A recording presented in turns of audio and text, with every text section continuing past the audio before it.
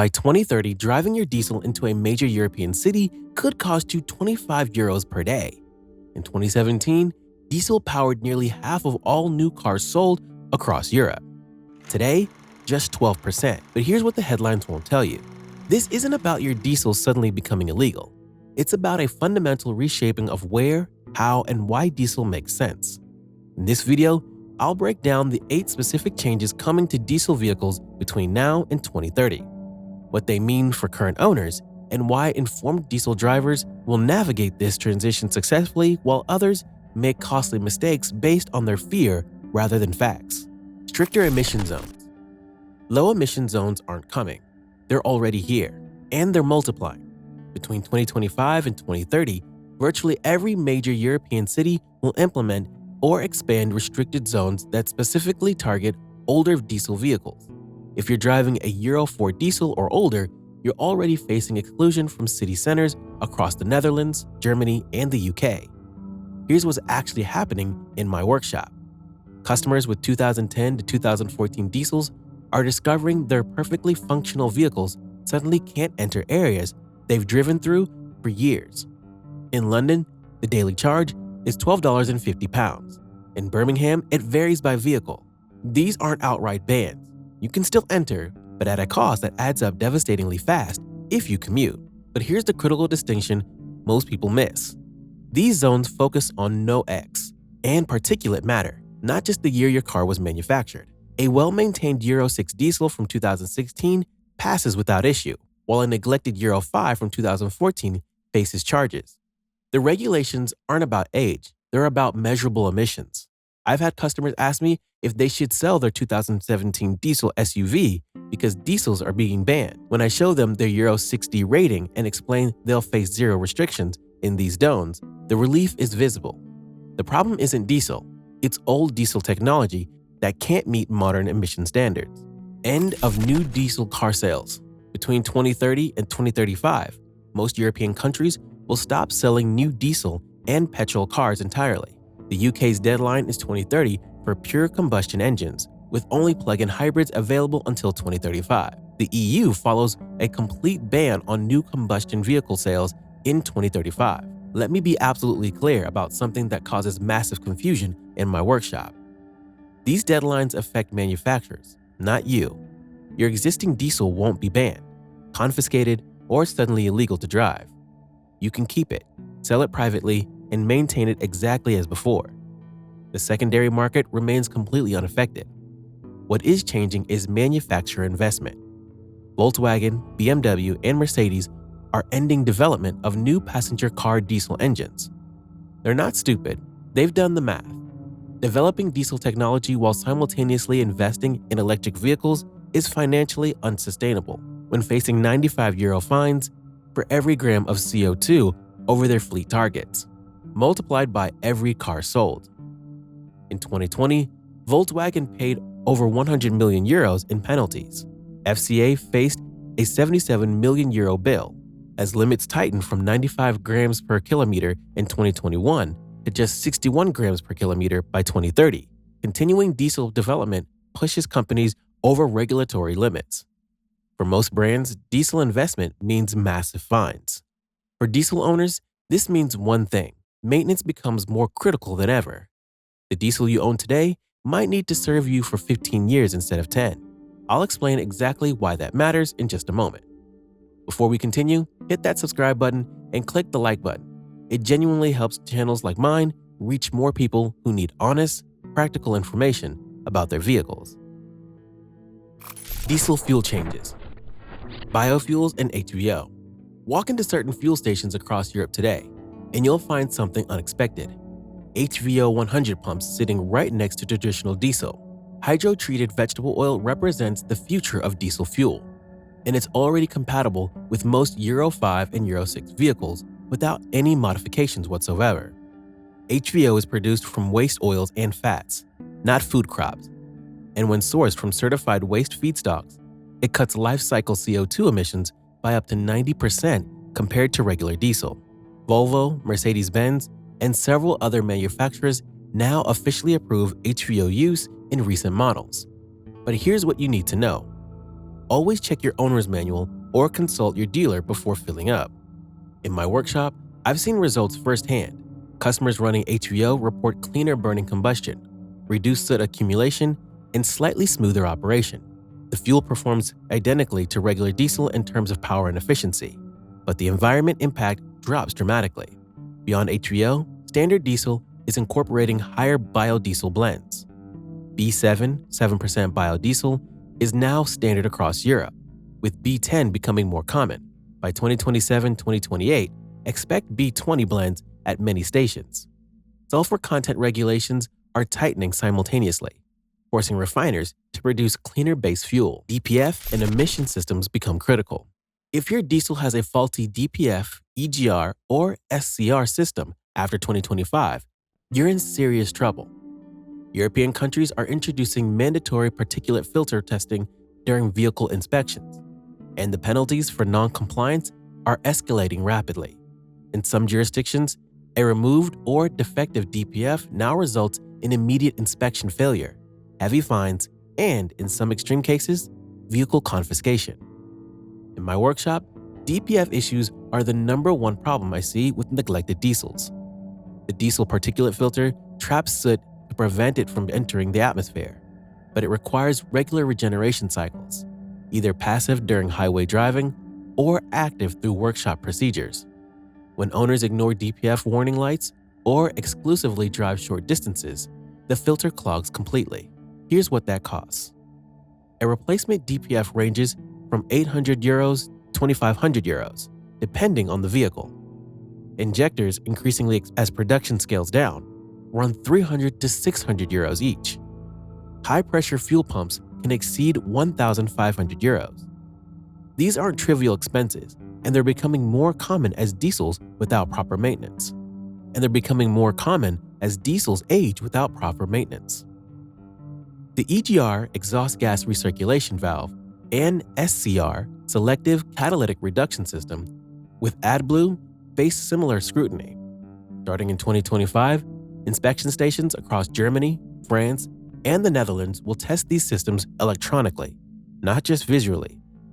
Disconnected sensors, bypass systems, or ECU remapping that alters emissions controls will trigger automatic failures. My advice to every diesel owner: stop treating emission system maintenance as optional. Regular highway runs to trigger passive regeneration, timely AdBlue refills, and immediate attention to warning lights aren't luxuries, they're necessities. The days of deleting emission equipment or ignoring are over. Future-proofing your vehicle means keeping every emission component functioning exactly as designed. Repair costs will rise. Here's an uncomfortable reality I deal with daily in my workshop. Diesel parts are becoming more expensive because fewer manufacturers are producing them. The economies are simple. As productive volumes drop, unit costs rise. Components that were once mass-produced and completely priced are transitioning to specialty status. Diesel injectors perfectly illustrate this trend. 5 years ago, a set of 4 injectors for a common diesel engine cost around €800. Today, the same parts cost €1,200 to €1,400, and availability has stretched from next-day delivery to 5 to 7 days. DPFs have seen similar increases, jumping 30 to 40% in price since 2020. High-pressure fuel pumps critical to modern diesel operation have become particularly expensive. These precision components were never cheap, but limited production runs are pushing costs higher. For some vehicles, replacement now exceeds €2,000, including labor. The good news, and this is important, is that independent workshops are stepping in. As dealerships reduce diesel expertise, skilled independent mechanics are specializing in diesel maintenance and repair. This creates better market competition and prevents dealerships from monopolizing service at premium prices. Diesel engines become a long-distance only option. Urban diesel use is dying, but highway diesel use is thriving. This bifurcation represents the future of diesel ownership, and understanding which category you fall into determines whether diesel makes sense for you. In cities, diesel faces multiple disadvantages: low emission zone charges, higher parking rates in some areas, and restriction policies that specifically target diesel vehicles. Stop-and-go traffic prevents DPF regeneration, causes excessive soot buildup, and creates maintenance problems that make urban diesel ownership increasingly impractical. But on highways and rural roads, diesel remains unbeatable. For long distances, diesel still offers better range than petrol and dramatically better practicality than EVs. A modern diesel easily achieves 600 to 700 miles per tank. Electric vehicles, even premium models, struggle to exceed 300 miles in real-world conditions and require 30 to 45 minutes for charging stops. This is why diesel completely dominates commercial vehicles. In 2024, diesels powered 96% of trucks and over 80% of vans across Europe. Tradespeople, delivery drivers, and rural residents rely on diesel for reasons that go far beyond habit. It's practical necessity. I've got customers who drive 40,000 to 50,000 kilometers annually for work. These are salespeople covering regional territories, tradespeople visiting job sites, and rural residents commuting to distant cities. For them, diesel isn't debatable. It's the only rational choice. Electric range doesn't work, petrol costs more, and hybrids compromise cargo space. Euro 7 regulations are softer than expected. When Euro 7 regulations were first proposed, the automotive industry panicked. The initial standards were so strict they threatened to make diesel passenger cars economically impossible to produce. Then something unexpected happened. Regulators backed down.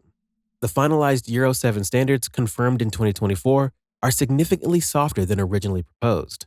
While still stricter than Euro 6D, particularly regarding NOx emissions and cold start performance, the regulations no longer represent the diesel death sentence many predicted. The result? Diesel models will remain in production longer than expected, though in limited form. Manufacturers who were planning to end diesel production by 2027-2028 have extended timelines to 2030 to 2032 for certain models. This particularly affects larger vehicles, SUVs, commercial vans, and trucks, where diesel efficiency advantages remain substantial. For buyers, this creates opportunity. The 2025-2030 period represents the final generation of diesel passenger cars, and manufacturers are producing their most refined, efficient, and cleanest diesel engines ever. These vehicles represent the pinnacle of diesel technology.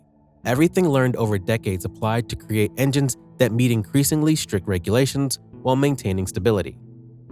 The second-hand diesel market shifts hard. The secondary diesel market is experiencing unprecedented polarization. Older diesels are collapsing in value due to urban restrictions, while modern Euro 6 diesels are holding value remarkably well due to continued demand from the right buyers. Euro 4 and Euro 5 diesels have become nearly unsellable in urban areas. I've seen customers struggle to sell 2012-2014 diesel vehicles that would have commanded strong prices just 3 years ago. Buyers know these vehicles face immediate low-emission zone restrictions, making them practical for only rural use. Values have dropped 30 to 40% beyond normal depreciation, but Euro 6 diesels tell a completely different story. Clean, well-maintained examples from 2016 onward remain in strong demand among high-mileage drivers, tradespeople, and rural residents who understand diesel's continued advantages. Prices for quality Euro 6 diesels in the used market have actually stabilized and, in some cases, due to limited supply as new diesel production decreases. For sellers of older diesels, the message is harder. Except the market conditions have changed, your Euro 5 diesel isn't worth what similar vehicles commanded in 2020, and waiting won't improve the situation. Values will continue to decline as restrictions expand. Diesel isn't dying, it's evolving. If you drive long distances regularly, tow heavy loads, or live in rural areas where low-emission zones aren't a concern, diesel remains your most practical choice. No electric vehicle can match diesel's combination of range, refueling speed, towing capacity, and infrastructure availability. Until there's a realistic replacement that can do everything diesel does, informed drivers will continue choosing diesel and making that choice confidently. The mistake I see constantly is people panic selling perfectly good diesels based on misleading headlines. They rush into alternatives that don't actually suit their driving patterns, then regret the decision when they realize diesel isn't disappearing the way the media suggested. Don't follow the noise. Follow the reality of your own driving situation. Which of these changes concerns you most As a diesel owner, are you considering selling your diesel or are you planning to keep it long term? Share your thoughts in the comments. I read every one and often respond with specific advice for your situation.